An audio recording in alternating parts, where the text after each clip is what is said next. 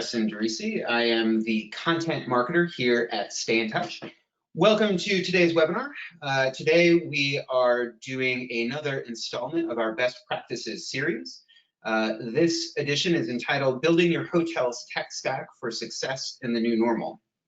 As usual, we will have a 45-minute presentation. There will be a short Q&A section at the end of the presentation. If you have any questions, feel free to ask them in the questions tab, which is in the center of your control panel. So we do have a pretty full slide deck today. So if I can't get to your question, feel free to email me. My email address is justin.derisi@stayintouch.com. I will put that in the chat later on in the presentation. We'll also be distributing a copy of the slide deck after the presentation, as well as a recording of the slide deck. So what do we have in store today? So today's presentation is really going to be an introduction to tech investment, an introduction to building the type of technology ecosystem that can really get your hotel through the new normal and achieve some of your unique business goals. So with that in mind, we're going to start the presentation by kind of looking at the current landscape, right? How has coronavirus affected the hospitality market? What are the new challenges? What are some opportunities? And what is the sort of situation that hotels are faced with?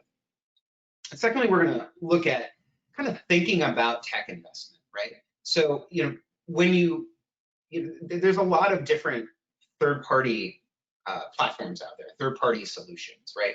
And it can get a bit confusing. And so what we're going to try to do is teach you a bit how to think about investing in tech in terms of your larger business goals, in terms of your larger, the challenges and opportunities in your environment. We're also going to look into how to handle some common objections and why it really does make sense to start investing in technology, even with all the craziness around us. Third on the list, we're going to take a look at your PMS and specifically why it's really important to have a PMS that emphasizes an open API architecture and also emphasizes strategic partnerships.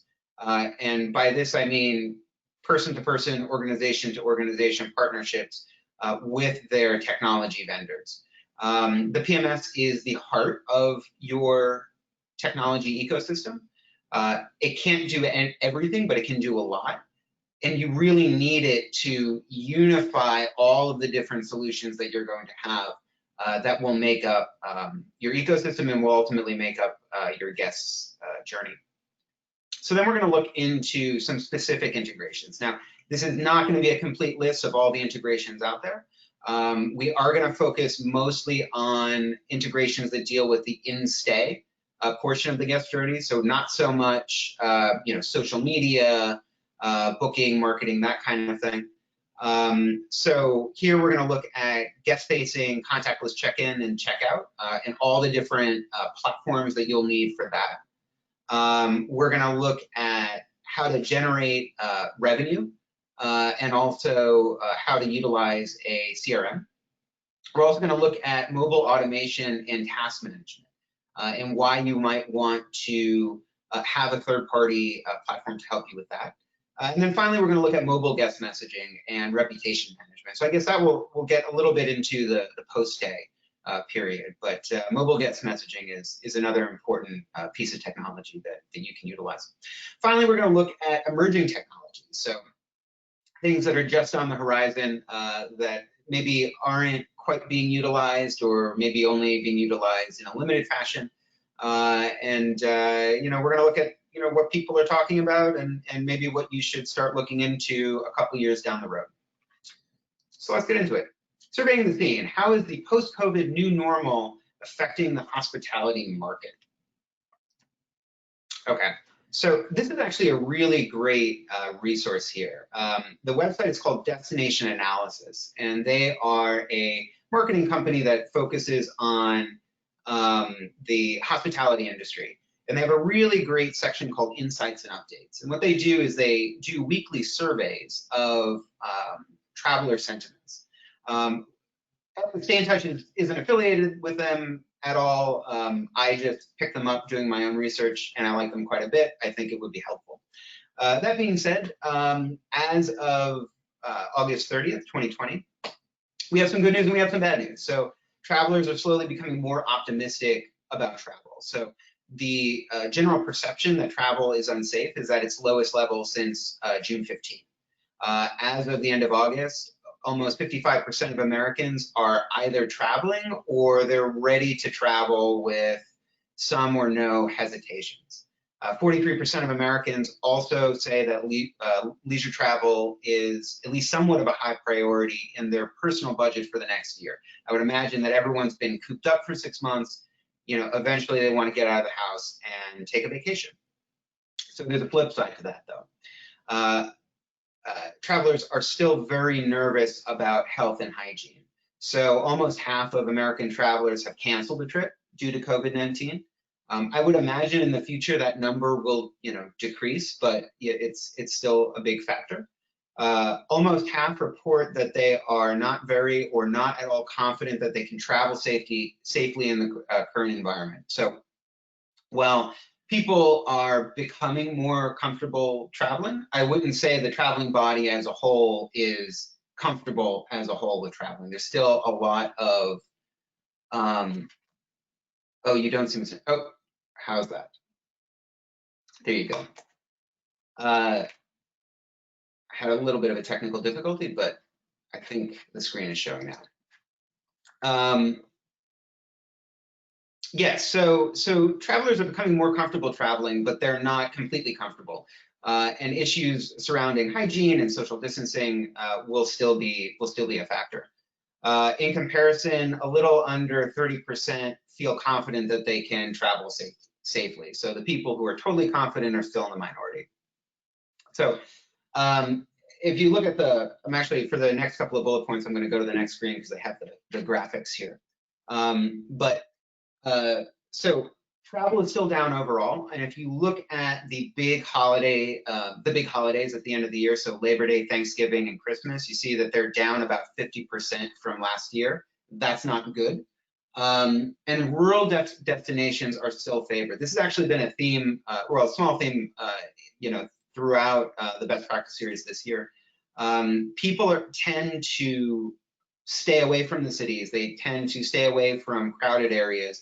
They're more attracted to areas in the country, areas that are closer to home, destinations that they know. So you can see beach destinations, mountain destinations. Those are the places where people are traveling. Cities, not so much. Theme or amusement parks, forget about it. Another interesting point is that RV travel is actually still is making a comeback, just sort of emphasizing the more local, rural travel that can sort of naturally facilitate social distancing. Okay, so that's the travel market side. So let's look at, what are hoteliers facing, right? So Stay in Touch did a study back in the spring with Review Pro and Fuel, and we interviewed about 500 hoteliers, and we asked them a number of different questions of, how they're feeling about the recovery and, what are their plans for the recovery. And so one of the questions was, how long do you think it will take for your business to fully recover in terms of occupancy and RevPAR? And what we found was that almost 60% thought that recovery will take over a year, right? So only 13% think that they'll fully recover in the next 6 months. So, this led to a number of sort of cost-cutting operations. So one of the big things that they actually cut was, marketing budgets, or they would close down unused floors in their hotel. But obviously, another budget item is your staff. And a number of hoteliers, implemented fairly significant staff cuts. So we see slightly over 60% will reopen with 75% staff or less, right? And you can see almost half are actually working with less than 50% of their staff. right? So you have, you can start seeing the picture here, right? So hotels are starting to reopen. Travelers are tentatively starting to travel again, but they're opening with fewer resources, less occupancy, and fewer staff members. Talking about sort of traveler concerns, right? So again, this is from our study with Review Pro and Fuel. How do you believe guest behavior will be impacted by COVID-19? So over 90% feel that they're going to be more aware of hotel and hygiene practices, right? So social distancing, cleanliness are going to be very big concerns in the new normal. So these concerns were actually taken up by a number of industry associations. So the World Travel and Tourism Council, the HLA Safe Stay Program, and the US Travel Association have all implemented best practices for the industry in terms of maintaining a safe and hygienic environment. So each of these organizations have pretty substantial white papers that detail, you know, these programs in a lot of detail. But some common themes are promoting hand washing and sanitizer use, having hand sanitizer dispensers at major employee and guest entrances and other strategic contact spots, using ample signage to remind guests and employees to wear masks and social distance, enhanced cleaning procedures, including frequent cleaning of high traffic areas. So think about guest elevators, check-in stations, public bathrooms, etc. You know, a notion that housekeeping staff should not enter guest rooms unless, you know, during a stay unless specifically asked, right? So you want to maintain social distance between your staff and guests as well. Physical distancing of at least 6 feet in dining rooms, lobbies, training classrooms, etc. This has actually been extended to hotel rooms. So a lot of hotels are implementing the policy of sort of leaving, you know, when a guest leaves, leaving their room empty for up to 72 hours to make sure that any virus has, you know, lived its course and has died before they reissue that room. Now, obviously that, you know, is a great way to be completely sure that the room's going to be safe for the next occupant. But it places a pretty low ceiling on your level of occupancy. So again, further reducing the amount of occupancy you have, the amount of revenue that you can potentially make. Another common theme, we're actually going to see this later, is that they all advocate for contactless check-in whenever possible. So if you can use technology to create a safer and also more personalized guest journey, you should definitely do so. Okay, so what does this mean in the big picture, right? This means that hoteliers are caught between a rock and a hard place. Travel continues to improve as markets reopen. However, travelers are very concerned about safety and hygiene. This concern is mirrored in industry best practices. It's mirrored in government social distancing regulations. At the end of the day, hoteliers have to deliver superior service with lower occupancy, revenue, and staff. And this is sort of a difficult catch-22 to be in. Fortunately, there is a solution, and the solution is technology. You can use technology to promote operational efficiency and flexibility. You can use it to increase your brand scalability. You can use it to enhance the guest experience, specifically around creating a unified and personalized guest journey. And you can use it to reduce the total cost of ownership. So we're going to see later that if you switch over to mobile platforms, to cloud-based SaaS programs, you don't have to maintain on-site servers, right? You don't have to implement costly integrations, right? It's just, it reduces the cost of ownership overall. The idea here is that we can get out of the rock and the hard place by creating an ecosystem of tech solutions. There's no one platform, including the PMS, that can do everything. But if you have platforms together that are unified through the PMS, you can create these solutions to create a hygienic, personalized, enhanced guest experience and make more money while doing it. Okay, so thinking about tech investment, how to build a tech stack that aligns with your brand's unique business goals and handles some common objections. So there are a lot of different third-party platforms out there. So this is a graphic from Skift they put out in 2018. I think it gives a good example of the different categories of software solution, right? And it does it in the sort of the format of the guest journey. So looking at pre-stay, you're looking at mobile app builders and content management systems, you're looking at CRMs, you're looking at different types of digital marketing software. You can also look at booking engines and travel managers, distribution channels, and central reservation systems. In the on-stay section, you're looking at merchandising and upselling. We're actually going to have a section on that. Guest messaging, again, another section. Room entertainment services. We're actually going to look at that in the upcoming tech section. Food, beverage, and spa. So a point of sale system for your restaurants or your coffee houses, things like that. And then labor and task management. We're also going to deal with that as well. In the post-stay, you're looking at marketing analytics, guest feedback, and reputation management. That gets into the guest messaging we talked about. Revenue management, and then meetings and events intelligence. So all of these are unified by the property management system. And it's important to note that each of these categories, will have scores and scores of potential solutions, potential platforms. So really, the number of options is both a blessing and a curse, right? So on one hand, you have solutions for, basically every issue during every touch point of the guest journey. On the other hand, you have so many options, it can be a little confusing in terms of what to choose and even where to start.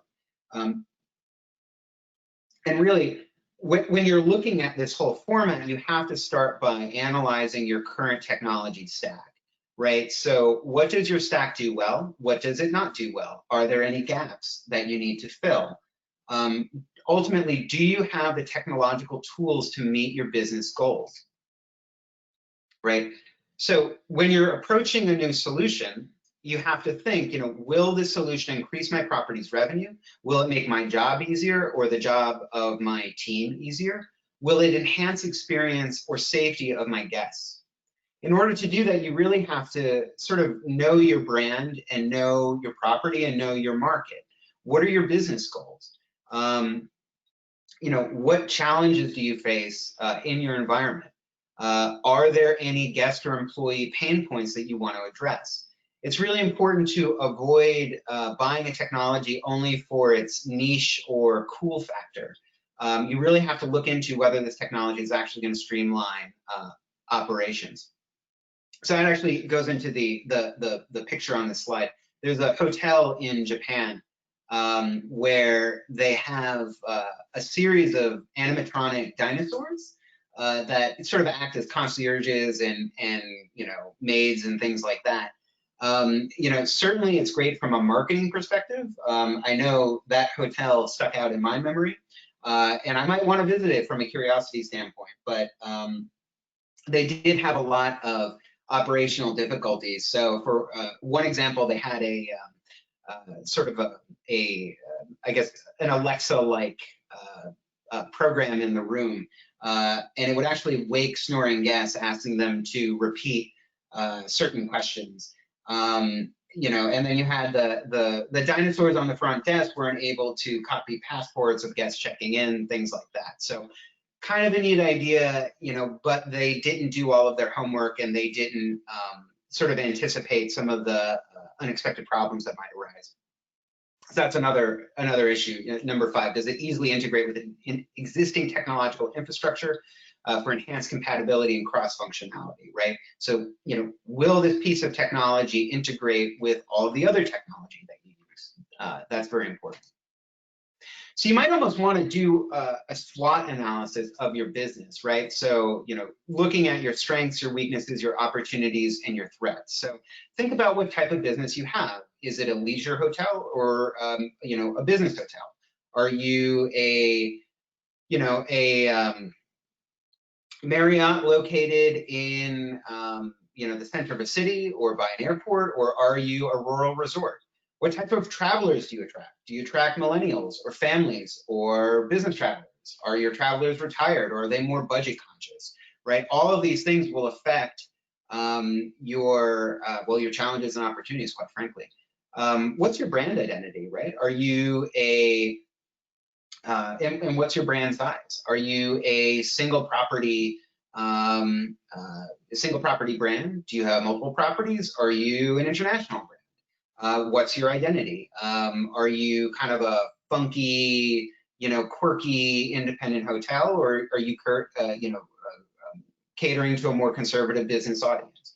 All of these will affect the type of technology that you buy, and also your budget for technology, right? It will affect whether you want the $1,200 solution or the $25,000 solution. Think about your business goals, your market characteristics and challenges. How are you affected by COVID? Do you, really need to ramp up your hygiene? Are you specifically affected by revenue? Are you one of those companies that had to lay off, more than half of your staff? Are there potential opportunities? Maybe you're a resort in a rural location, and all of a sudden you're seeing an uptick in travelers, right? All of these things can factor into what type of technology you buy. So common objections.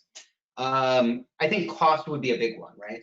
So you want to spend money during a pandemic, right? We have all of these things going on in the market. We have reduced revenue. We have to lay off staff members, and now you want to spend more money on a piece of technology. There's always going to be a bias towards caution when you're looking at technological investment. No one wants to be the early adopter of a failed product. People are worried about operational issues, right? What if the dinosaur can't copy your passport? People are worried about technology being outdated by the time of purchase, right? So what if you go through this, lengthy procurement process, and then only to find that, once you bought the technology, the latest thing already supplanted it. People are skeptical about the real impact of tech, right? Like, is this just a gimmick, or is this really going to impact my bottom line? And then there's the worry that high technology denigrates personalized service. And we're actually going to see this once we get into the actual integrations. But the notion that there's a dichotomy between high tech and high touch is false, quite frankly.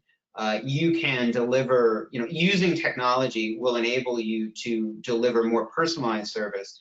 And it will actually enable your staff to better serve your guests, because they won't be worried about sort of dealing with kind of mundane administrative issues. They'll be able to spend more time actually interacting with their guests.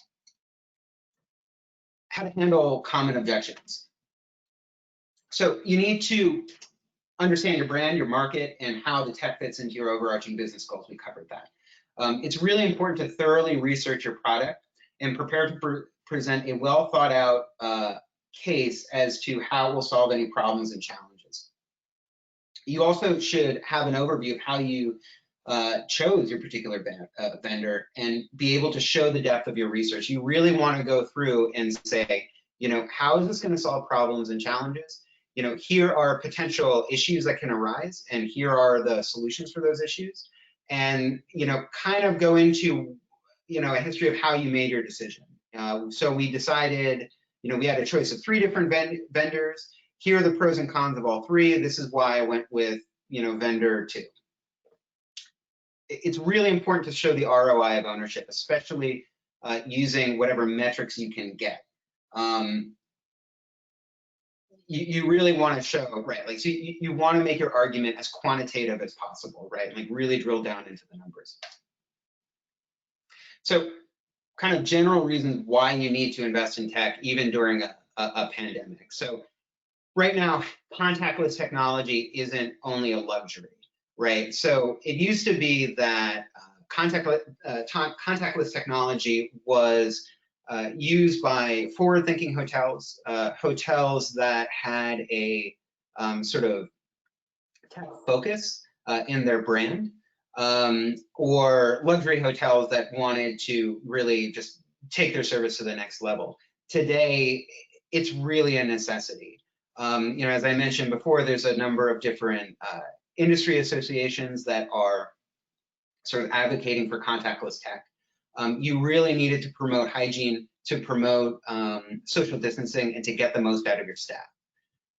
Technology can get the most out of a smaller team. If you're operating on 50% staff capacity, you need to make sure that each staff member is operating as efficiently as possible. And you really need to get them to be able to do their core competency and not have to, muck about with a, complicated UI or deal with, repetitive administrative tasks.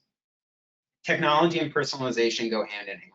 We're going to see this actually with the, once we go into the contactless check-in. If you can, so the best thing about mobile technology, right, is like you have this method of getting consumer data that's in the palm of their hand and that's with them always. And you can use this data to build a really robust and nuanced guest profile that you can then use to personalize their journey. And again, the total cost of ownership. How much is your old tech really costing you? If you have to maintain on-site servers, that's costing you money. If you have to pay $30,000 every time you want an upgrade or an integration, that's costing you money. So that kind of leads into the importance of having a PMS that plays well with others and discovering the importance of strategic partnerships and an open API architecture. So I mentioned this before, the cloud-based PMS is the heart of your technological ecosystem.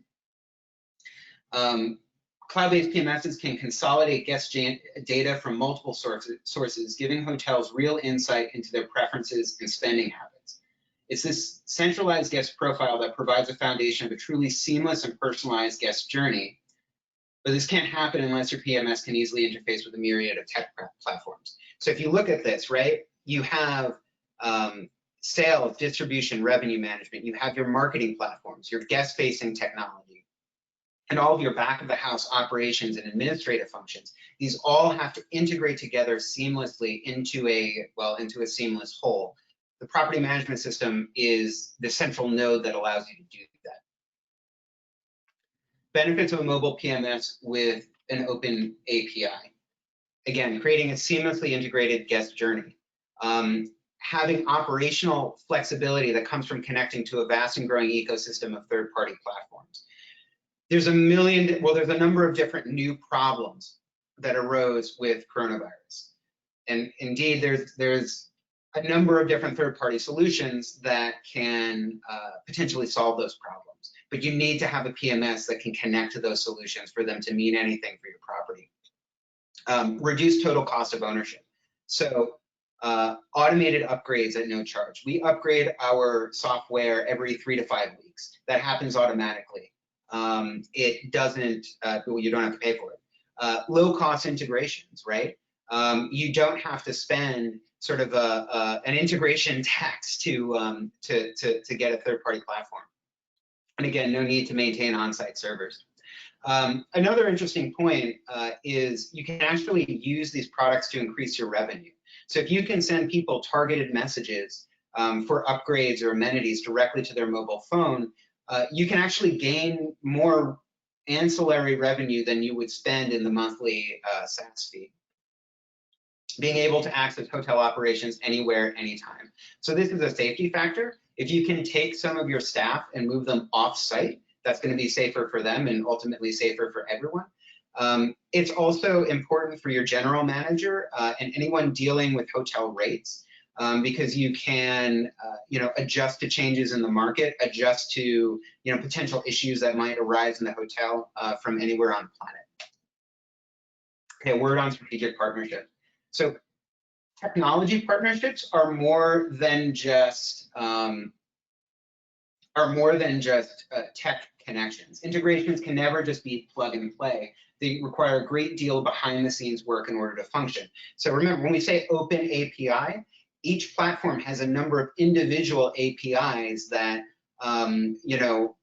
alter software on your PMS, alter software with other platforms. platforms. They all have to integrate seamlessly. And obviously, you know, there's a degree of, you know, of maintenance. You need to have, you know, an implementations team to actually get these platforms online. You need to have customer service and client success teams to make sure that everything's running smoothly after the go live date.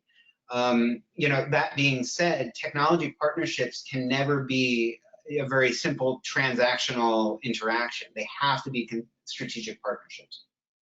Tech vendors really should work closely with you to achieve your business goals and should have your business goals in the back of your mind. So, you know, technology is never just technology. There's also that human and organizational component as well. Okay, integrations that will help you navigate the post-COVID world. So guest-facing contactless check-in and checkout. So this is a perfect example of why you need an open API. So one of the neat functions of our PMS is that we have guest-facing mobile check-in. So this is done through our Zest Web program, which allows you to check in through your mobile phone, and also through our Zest Station program, which lets you check in through a smart kiosk that you can put anywhere in the hotel. So the idea here is that guests can check in through their mobile device without having to physically interact with anybody. They still gain the convenience and personalization of mobility. So they can check in the airport, they can check in the lobby, they can select what time they want to check in, they can select what time they want to check out, and they can select any room upgrades or amenities, again, directly from their mobile device. Now, so in order to make the, so Zest can do a lot, right? But in order to make the check-in experience completely contactless, you need to have, well, a small ecosystem of platforms. So you want to look into contactless payments, right, and keyless entry. You don't have a completely contactless check-in experience if you check in through your phone, but then you have to go to the front desk to actually pay and pick up your keys. So again, another point, the WHO does recommend contactless payments to help spread COVID. Credit cards can actually be dirtier than cash. If you think about it, you're always touching your credit card. There's so many people, you know, you hand your credit card to an attendant, they're touching it, it goes back into your wallet. Has anyone ever cleaned a credit card? I don't think they have. Same thing with hotel keys. In order to have a clean sort of, I guess, key experience, you either have to clean every physical key or, you know, throw out your keys and have new ones.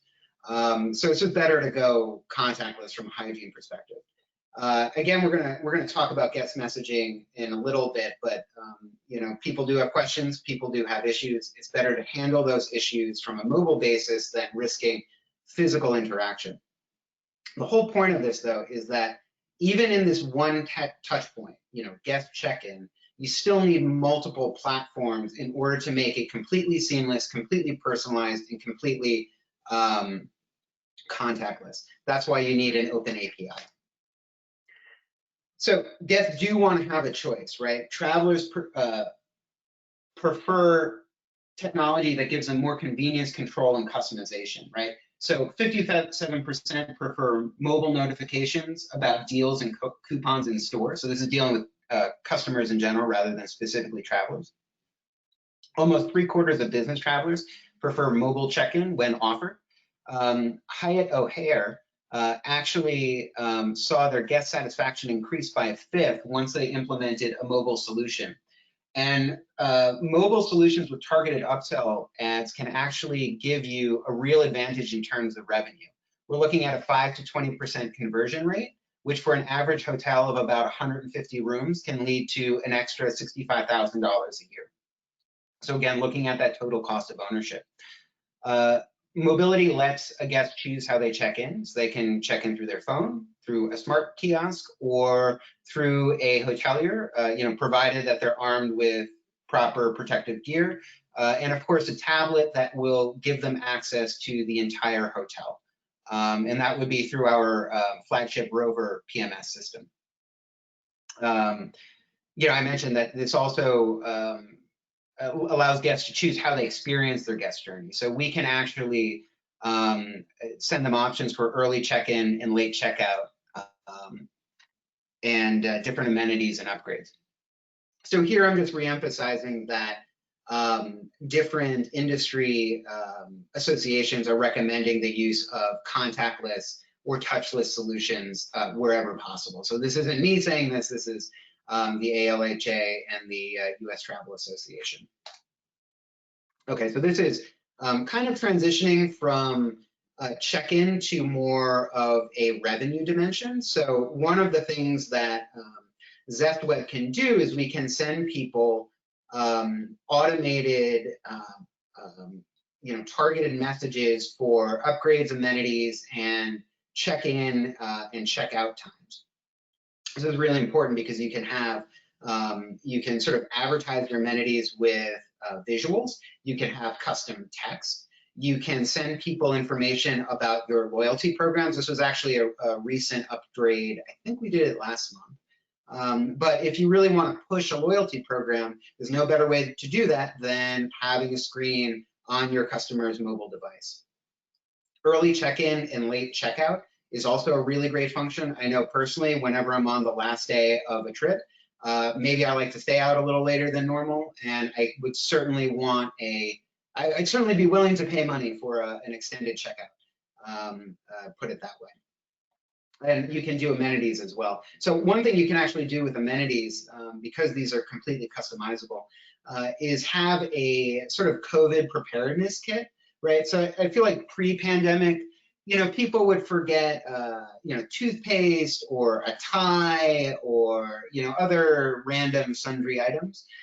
Post-pandemic, I feel like people might forget extra masks, extra hand sanitizer, and it might be useful to have these things in sort of a package. Just remember to keep them sealed in a plastic bag. So the PMS can push targeted messages, but if you really want to take it to the next level, it might be worth your while to actually invest in a CRM.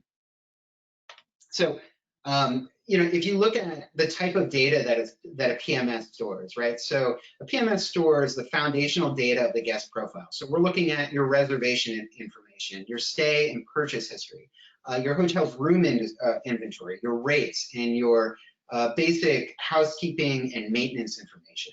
So all this is really important. This forms the foundation of the guest profile.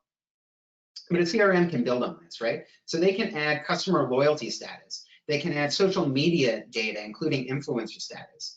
They can add different customer interests or preferences, the customer's propensity to spend, as well as their travel intent, right? So are they on business or pleasure or what have you, as well as any custom survey results that you might happen to ask. So what you're really creating here is this very nuanced guest profile that you can use to really generate hyper-targeted marketing campaigns and also create more meaningful interactions both with your technology, right? So you have more meaningful guest messaging and also more meaningful interactions with your staff. So, the more information you can give your staff about a particular guest, the better they'll be able to actually serve that guest. CRM is also great for analytics, right? So predicting future revenue and then making strategic and tactical decisions about future marketing campaigns. So think, how you can use analytics to alter the content, right? Like maybe there's a certain phraseology that really resonates with your audience, or maybe there's a certain messaging frequency that really gets a high conversion rate. So a CRM will help you to figure this out. Last slide on revenue. This is all better than an in-person upsell conversation. So this is harkening back to that sort of false dichotomy that high touch and high tech never go together. Upselling at the front desk during check-in really doesn't work. First of all, guests might not be aware of the upgrade options. And also the staff might not have a complete picture of the guest preferences, right? Especially if you don't have a CRM. It's really difficult to convey the value of upgrades when you don't have a visual right there. right? So, it's one thing to say, hey, the junior suite is really great, but unless you can show them how great it is, that pitch just isn't going to resonate with your guest. Front desk conversations often feel rushed and forced. I know if I've been waiting in line for 20 minutes and I really just want to get on with my vacation, or if I have a meeting that I'm thinking about, I'm not really going to be in a buying mood, right? I don't want to go into another, sort of a scripted, supersizing conversation. I really just want to, get my room keys and get on with the stay.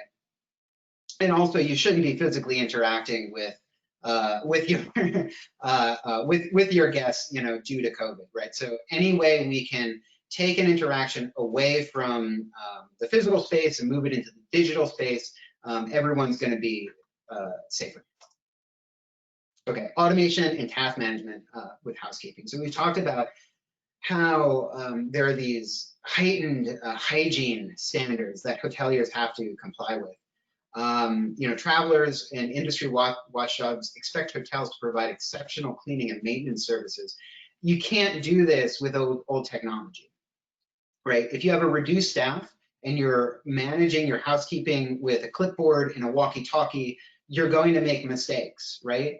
You're not going to be able to clean rooms as efficiently or as thoroughly as you could with a mobile solution.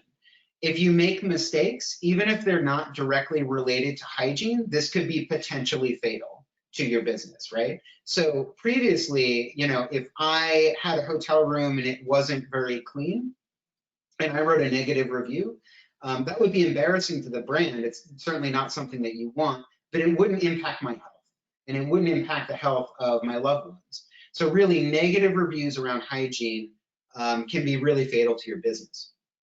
So in Rover, we actually have a pretty thorough housekeeping module, right? And so again, Rover is our flagship PMS. And so this gives you instant reaction to queued rooms, room moves, and room upsells, as well as early check-ins and late checkouts. So no matter what happens to a room, your entire housekeeping staff is going to be automatically updated, right? So one thing that this eliminates is any unnecessary knocking on the guest door. Pre-COVID, if housekeeping would knock on my room at 7 a.m. and I wanted to sleep, that would be annoying. Post-COVID, it could be potentially risky. Your staff can view room status and housekeeping updates instantly and then react to them. Again, this is communication connecting your staff. Staff can also auto-assign tasks, right? So instead of going through a clipboard or going through an Excel sheet and manually entering, which team member is going to deal with which rooms, you can do this automatically. And again, without having to physically interact with people. You also have enhanced checklists and performance metrics. So you can sort of figure out which, you can, if you need custom checklists, you can enter in custom checklists, and you also have metrics to make sure that your team is operating at its peak capacity. Another interesting thing that you can do with the auto-assigned tasks, by the way, is that you can actually segment your hotel geographically, so you don't have team members, cleaning one room on one side of the hotel and then having to run to the opposite wing to clean the other side of the hotel. So again, the PMS can do a lot, but some hotels have really big staffs, right? Like if you're a casino in LA or you're a giant resort, you're going to have a giant housekeeping staff, and sometimes you need an operations platform. So Alice is one of the operations platforms that we integrate with. And this lets you manage housekeeping, maintenance, and guest services all on one platform. And it, again, much like the CRM, it takes the housekeeping function and kicks it up a notch.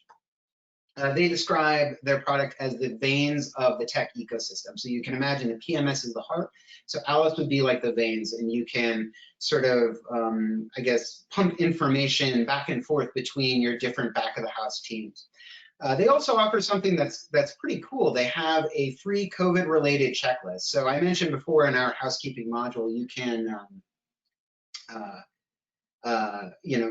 have custom checklists. Well, this has those checklists already written out. So if you want to do preventative maintenance, operating with low occupancy, temporarily shutting down, or operating while closed, this is a great free resource just to make sure that your housekeeping teams are up to speed.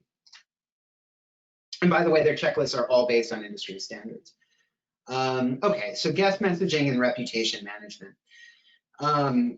SMS and messaging apps allow seamless communication throughout the guest journey without having to risk physical contact.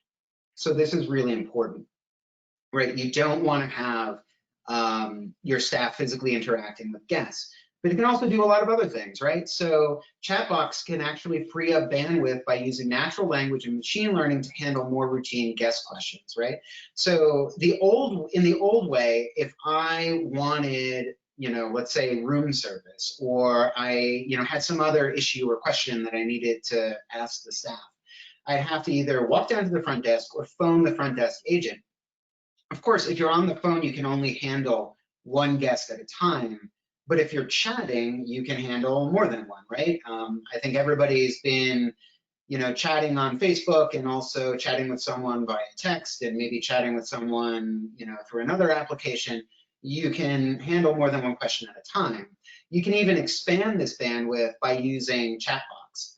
And Review Pro, which again is another product that we integrate with, has a really great AI in their chatbot. So this uses natural language, it uses machine learning.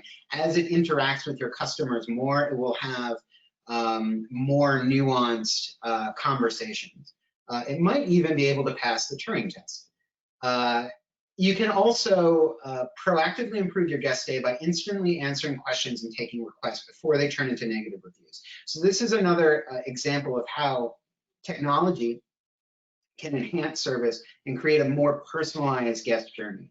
So if I have a question, instead of having to phone the front desk, I can automatically bring up a chatbot or automatically talk to an attendant from my mobile device.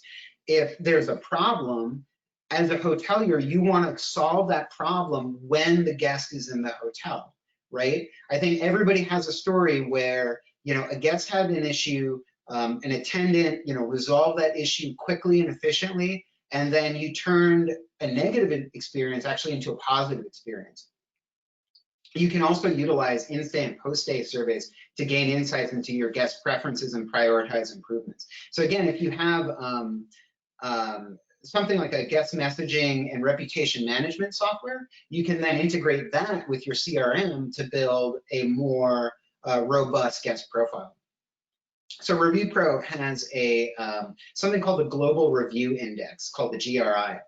And this is a sort of a metric of how negative or positive reviews affect different hotel metrics. And so what they found is that a 1-point increase in their GRI score leads to a 0.89 increase in price, over a 0.5 point increase in occupancy, and 1.42 increase in RevPAR.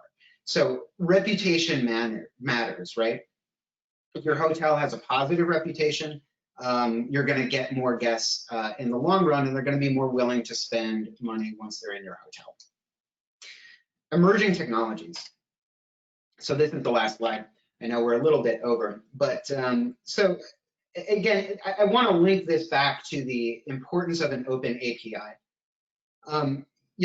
There's a lot of technologies that are available today, but quite frankly, you don't know what technologies are going to be available in the near future. And you need to have a PMS that's scalable, that can grow with your business. So if 5 years from now, you need to have rooms with chock full of various IoT devices, or robots, or increased AI, things like that, you'll be able to integrate with each of these pieces of technology. So let's look at these. So Internet of Things. So how does this apply to? I mean, this is a buzzword I think we've all heard pretty frequently. You can imagine the fridges that will send out tweets or whatnot whenever you need to buy new groceries. But when you're looking at a hotel room, we're looking at mobile controlled lighting, motorized blinds, smart thermostats, right, that will tell if someone's occupying the room or not. smart door sensors that can automatically issue a do not disturb alert, different types of mood lighting, as well as mobile entertainment control. So one actually interesting piece that I wanted to mention is a virtual TV remote by this company called Otrim. And the reason why I mention this, you ask, like, why do you need to control your TV through your mobile device? Why does that make any sense? Why wouldn't you just use the remote that's in the room? Well, the remote that's in the room is actually very dirty. It's a high-touch item. And interesting point, Hyatt, so they implemented a new cleanliness marketing campaign in response to COVID. And one of their main points that they actually, emphasize in physical signage in the room is that they wrap their TV remote in plastic wrap, and they clean it every time they clean the room, because that TV remote is one of the main conduits of germs. So this company actually takes that sentiment a step further. Why don't we just get rid of the remote and have people control their TV through their mobile device? Now, the benefit of the Internet of Things, obviously it will boost cleanliness, but you're also boosting guest convenience and personalization. If I want to have, funky lighting in my room, if I, while I'm watching Netflix and, being able to close and open the blinds for my bed, I'll be able to do that. It's also great in terms of total cost of ownership, right? So cutting energy costs. If no one's in the room, and you have lights on and the air conditioning is on max, then you're just bleeding money. Okay, hyper cleanliness. So one thing is a UV light sanitation robot, and this is provided by Xenex. So this is actually already being used in the Westin Houston Medical Center, and that's owned by Marriott. But the idea, you can see it in the upper left, it's kind of like a high-tech Roomba that utilizes UV light to quickly and efficiently disinfect an entire room. And because it's a robot, it can't, catch COVID. Similar features are temperature checking kiosks and also facial recognition kiosks. So the facial recognition kiosks are kind of interesting because they will take your temperature using something similar to a FLIR cam, but they can also tell if you're wearing a mask or not. So that's really important if you want to, I know in Virginia, for example, I live in Virginia, we have a mask law that a business can be fined if they don't, if their customers aren't wearing masks. And so this is really great to ensure that everybody who enters your facility is actually wearing a mask. And you can ensure this compliance in a way where you don't have to have an awkward conversation with the staff member, right? You can just do it through the kiosk. Geofencing is another neat option. So this was actually implemented by resorts in Hawaii. So if you fly into Hawaii from Asia, you have to self-quarantine for a certain period of time. And so geofencing platforms said, well, if we can create a geofence around a particular resort, we'll call it a resort bubble, then people can move around. They're not just stuck in their rooms, right? So, they're still quarantining, they're still separated from the rest of the population, but they're not like trapped in a pen, right? They can go and they can interact. And, I know if I'm quarantined on a resort, I'm definitely going to spend money because I'm going to be bored out of my mind. So I'm going to, visit restaurants. And if you have activities, I'm going to go and participate in those activities. Another interesting way to use geofencing is by creating senior shopping environments. So I know a lot of stores will say, early in the morning, we're going to have an hour where only senior citizens and other high-risk shoppers will be able to shop, right? Just to make it safer for them. Well, you can do this very quickly with geofencing. So you can say this store at this time is, it can only be frequented by senior citizens, right? And if you have a PMS and a CRM that has a detailed guest profile that, list your guest's age and let's say their COVID risk status, this would be a very easy thing to implement. And then finally, increased use of AI. So we already use AI a lot, but this is only going to increase in the future. So AI can get hyper granular in terms of marketing segments using complex behavior patterns rather than static segments. So the idea here is that you need to get the most out of each guest because your occupancy rate is lower and your revenue is lower. So you really need to know So I guess instead of saying, trying to determine if someone's ready to travel by using their age, right? So, millennials are ready to travel, boomers are not ready to travel. You could do it by recent behavior patterns, right? So if someone's looking at a bunch of, flipping through travel destinations on Instagram, right? That's going to show a higher propensity to travel than someone who's researching, like, I don't know, compulsively going to the CDC and like researching like mask effectiveness and, all of these different ways to, that you can, or like COVID symptoms or something like that. So really getting a very dynamic, granular profile to increase your conversion rate in, pre-stay all the way through post-stay. So we're a few minutes over, but that is what I got. I'm not seeing any questions in the queue. I'll give you a few minutes to have any additional questions. So if you think of any questions in the future, feel free to email me. My email address is justinderise@stayintouch.com. So that's justin.derise@stayintouch.com. Thank you very much for attending.